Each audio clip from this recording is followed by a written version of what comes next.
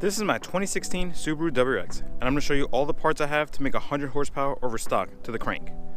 To the wheels, I'm in the low 300s, and that's on a low rating Mustang dyno, so accounting for drivetrain loss in an all-wheel drive car, let's say it's about 375. In stock, these cars push out 268. I've been pro-tuned for about 2.5 years now. I have about 27,000 miles since then, and the car still runs great. No major issues or complaints, it drives better than stock, and the car's a lot of fun.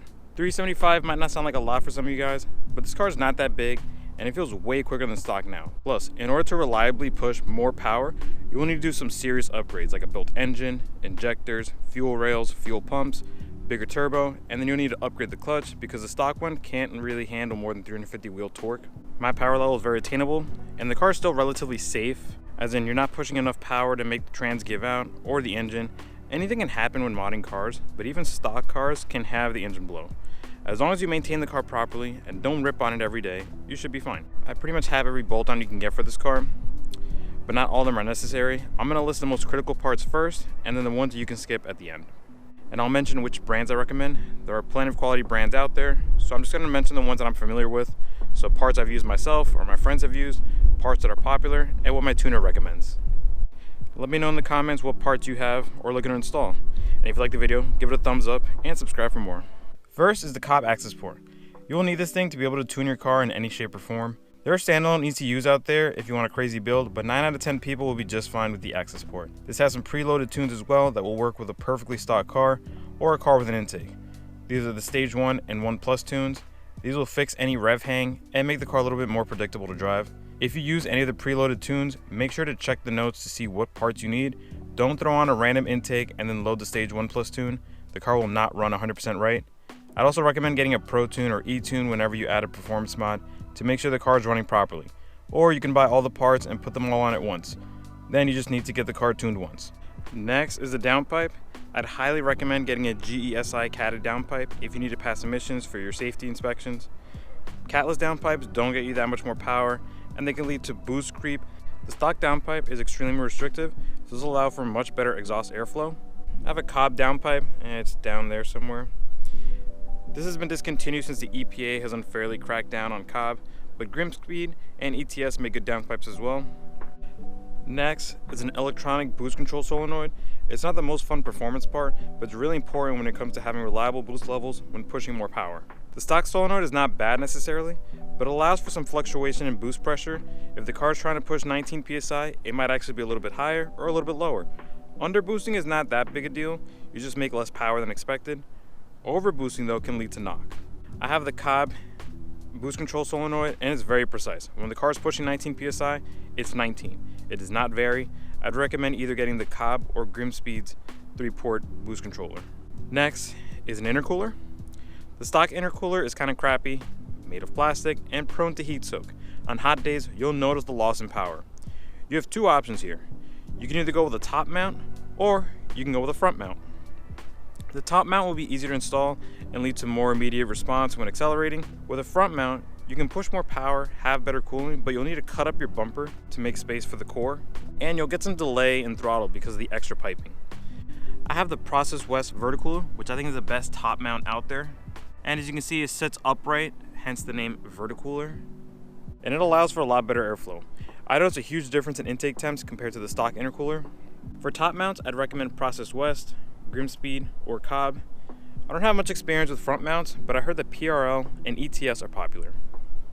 The next few parts are not really necessary for these power levels, but they will make the car more enjoyable to drive, and it will add a little extra horsepower. Most of the exhaust restriction is in the downpipe, but a free-flowing Catback will help squeeze a little bit more power, and will make the car sound nice and a lot more fun.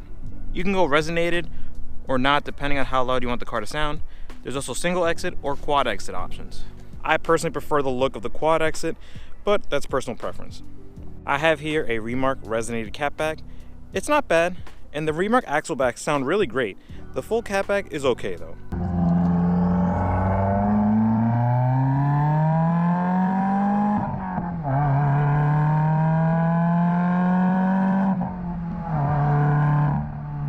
I personally love the sound of the Grimspeed Catback exhaust. If I were to do it again, I would go from the Remark axlebacks and jump to the Grimspeed Catback. It has a more mature sound and it's less raspy. But there's plenty of options out there. You can go with loud, something more quiet, deep tones, something that's a little bit more raspy, you know, whatever you want. Some good options though are the Grimspeed, ETS, NVIDIA, MAP, Cobb, or Remark exhausts. And if you want something that's crazy loud, then you can go with a Tomei. Next is an upgraded intake.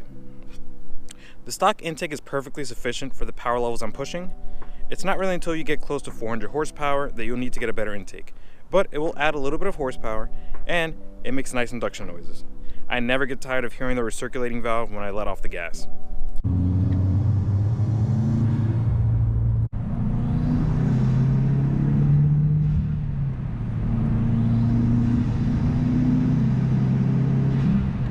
So if you get an intake, make sure you get one that has a box like this one, so you can try to keep the heat away from the intake filter. Cobb and Grimspeed are some pretty good options here.